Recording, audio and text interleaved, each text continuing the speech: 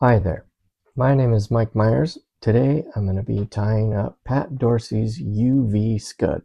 It's a great fly here in Colorado on the tailwaters, and now that it's coming into spring here with the higher water, these bugs get flushed out quite a bit and become available for trout. This bug Pat ties in 3 different colors. I'd say probably the most prevalent in the water is the olive color here. But it also can be tied in orange, and this is typically when the crustacean dies.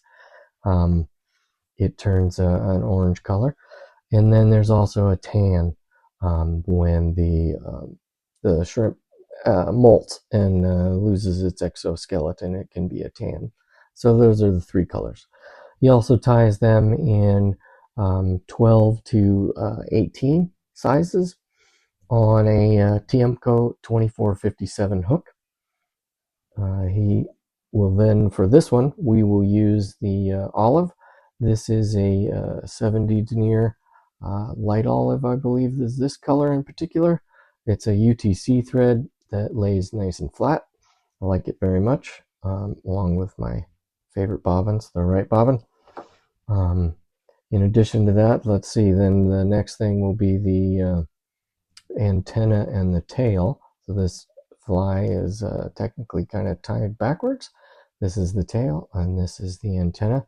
And that's just Antron, or you can use Zelon, which I think has a little bit more sparkle.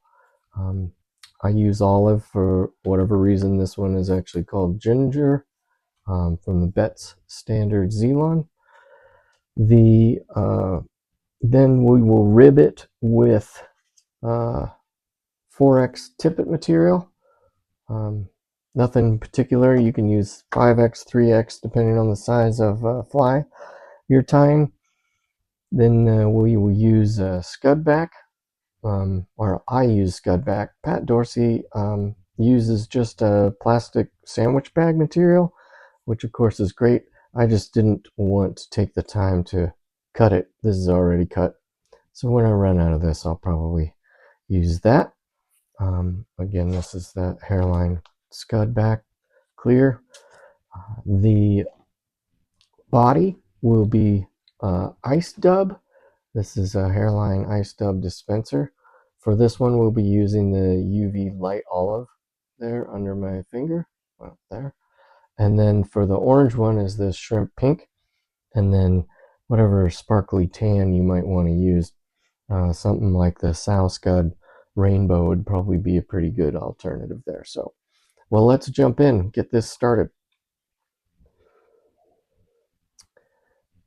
I'll clamp this. Again, I'm tying on a 14, or if I didn't say that before, on the 2457. My trusty old 20-some-year-old Dynaking Barracuda Junior here, I believe it was, back in the day. I've lost track of the name of it, but love it. And by the way, I swapped out recently for these brand new midge jaws, and they are wonderful. So I'm a huge fan. So we'll get things started here. And just use yourself a little jam knot. I always like to spin lightly my bobbin there to uncord it. The first thing we're going to do is pull off some of this, stop that spinning, some of this Antron or Zelon. Got some, there we go. Just a little chunk here. I've only got an inch and a half or so. That'll be good for a fly. But if you're going to tie several, which I do recommend, cut yourself off a bigger chunk. I want this to be on top, so I'm going to use a pinch wrap. Get up there and cinch it down, and then just make sure it stays on top as I wrap it all the way up to the eye. And then I'm going to make a few wraps here just to get it to keep the head up, or the I guess that's the tail, like I said, but the part here out of the way, out of the eye, so I can more easily tie it on to the tippet when I'm ready to fish it. Then I'm pulling this towards me as I wrap, because as I pull over, it wants to wrap it on top, so that gets it on top instead of over the side. And I'm just making loose wraps all the way down here. And then I make a couple right there at the tail where I end. I do like to have it curve quite a bit, so I wrap it pretty far down the hook. Next, we're going to grab our tippet material. Also, I use these electronic little cable testers. Very handy. Amazon sells them. I forget their formal name. But anyhow, they're very useful for keeping track of material so it doesn't blow away or somehow get lost on your desk. Like that never happens to any of us. So I'm going to pull that. I don't want that tag end to extend beyond. You can, of course, clip it if you'd like. I am inherently lazy, so I like to snip stuff as little as possible. So what I'm doing here is to wrap it on the far side of the hook. I'm pulling tight here, but then I go loose and then tight. Loose, whoop, loose, tight, loose, tight. Because if I go tight all the way around, it just wraps it around the hook and I lose grip on it, and then it's messy and no one likes that. So then the next step is the Scud Back. And this one is a little tricky. It's obviously quite a bit wider than the hook shank. And if you can see that, maybe, yeah. Anyhow, so what I'm going to do here is I want to uncord my thread. So it's been spinning there a little bit off camera. You can't see the bobbin too well. But, and the reason for that is when I do loosely wrap it, I want that to bounce back like it is. When it's corded up, it jumps forward. So I'm going to push this kind of around it, loosely pull it up. I have it pinned there with my thumbnail, and then now I can pull. It's centered pretty well right on top.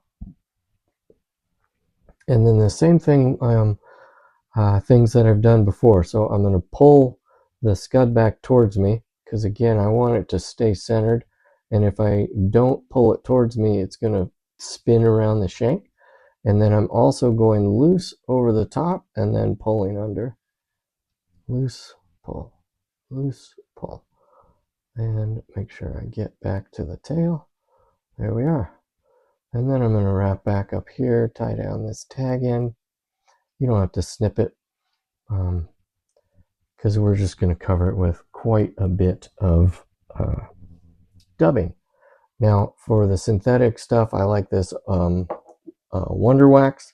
I've tried a couple different waxes, and some of them are just way too sticky. This isn't bad at all. Sticky enough. And take out a chunk here and just start spinning it on the thread. Make yourself a little noodle. And usually thinner is better here. It's for me a lot easier to make additional wraps than it is to try and peel it off. I've seen some folks who are actually pretty good at that, and I am not. But so I just try and start thin and add more and more as I need it. And ultimately what we want is for this to have kind of a football shape to it. So we'll pull out another big chunk here. We're going to use that in a minute. And I left this gap here because I want to be able to make some nice wide wraps to get myself back here. It's just a little easier to spin the noodle down here rather than up here. I poked myself with enough hooks already. I don't need to do it when I'm tying flies. So, and then I'm just going to wrap. Again, this first layer will probably be pretty mellow. And then I'm going to add some more. So right now we don't have the football shape, which is totally fine. Like I said, I'll make a couple laps here and get that shape we want. Run out of stickiness. There we go. It really does make a difference, this wax. For the longest time I used some old cross-country ski wax that my mom and dad used to use back, well, dating myself here, but in the 70s. It worked pretty well too. Not too tacky. Just right. I think I still have it somewhere. All right, that should get us, yep, pretty good. I'm pretty happy with that. All right, not too football-y, but a little bit enough, I should say. And then from here, we're going to start pulling over the Scud Back. Now, if I just pull it down and start to wrap it, I could do a loose wrap here and try and catch it, and that works pretty well. I find it a little more consistent if I'm pulling up on the thread, and then I twist the Scud Back towards it, press it, slide down, and now I wrap over. That I've had pretty good success. I can usually get it every time. Make a couple wraps here, get that other material out of the way. The tippet is getting in the way. And then another trick here is to pull this back. Make 2 or 3 more wraps. I have had this pop out when I started to wrap the rib, and that was severely disappointing. There we go. Trim that off. And then this, that's probably long enough. Another little trick I do here, let's see if you can see that overhand knot I tie in the end of this. That way I got something to hold on to. And I'm going to wrap this clockwise. So I start on the far side, pull it under, miss the hook. And then I'm not pulling very hard up vertically. I want to lay it on top and then pull hard down. Same thing, light and then hard. That keeps these Shellback from spinning over too much and getting all lopsided. It also allows you to really cinch it down and make that segmentation that we like to see, that the actual little scuds have. And then also by wrapping it clockwise, I'm making it tighter by tying it down. So I'll make a couple wraps there. This stuff is pretty slick. You can see how flattened out this thread is getting, so you got to be careful of that, but I do like it for that. So I also pulled it back, wrapped back over it to really lock it in, make it a little more durable.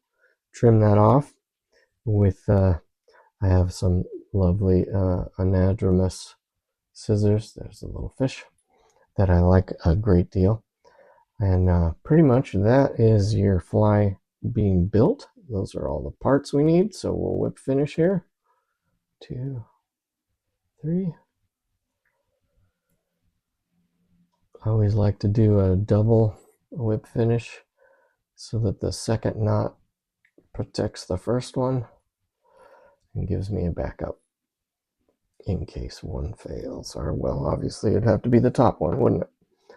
And then now we're going to trim and then add some legs. But so for the what is the tail here, this one is pretty short. I usually only like to make it about an eye length, maybe 2, beyond the eye actually. So just a couple eye lengths, but I have to hold it funny in order to get to the snip here. So there's this short little tail. And then this one is twice that. Usually right around there. You know, you're just eyeballing everything here. There we go. That was just right. And then we're going to brush out the undercarriage here, create some legs with a dubbing brush. That thing needs to be cleaned, doesn't it? All right, come here. Kind of want to be careful and not scrub the head too much. Where you just did the whip finishes, I've had that pull out some of my knots before, so try and stay at the tail and the midsection. Well, we're getting somewhere.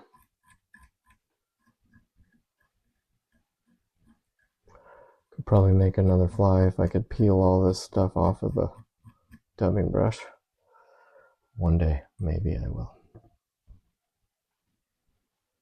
And then I'm going to pull these down, trim, even with the hook. And that is our UV Scud.